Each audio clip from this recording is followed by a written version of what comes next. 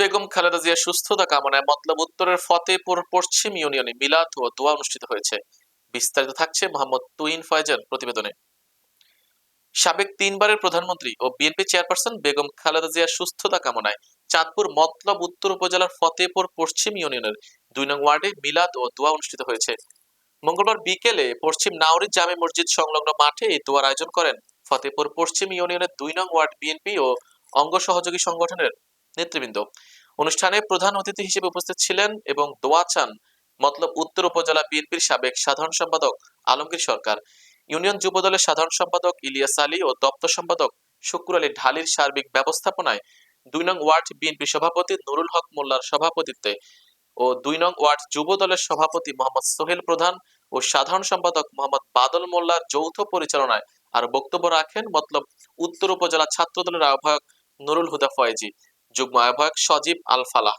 মিলাদ ও দোয়া অনুষ্ঠানে উপস্থিত ছিলেন মতলব উত্তর উপজেলা যুব দলের যুগ্ম আহ্বায়ক মামুন সরকার ও মুরাদ ব্যাপারী সদস্য ফয়েজ আহমেদ, মতলব উত্তর উপজেলা শ্রমিক দলের সাধারণ সম্পাদক নাসির মৃধা সহ স্থানীয় ও বিভিন্ন ইউনিয়ন বিএনপি ও এর সহযোগী সংগঠনের নেতৃবৃন্দরা।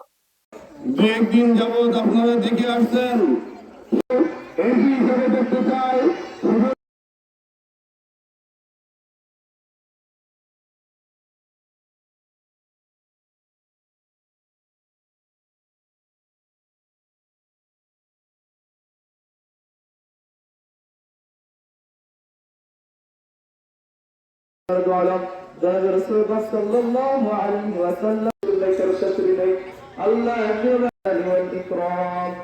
يا قاضي الحاجات اشفع على خير خلقه محمد وعلى آله وأصحابه أجمعين। আল্লাহ এই দুনিয়াতে মাওলা আমরা সেদিন থাকবো না।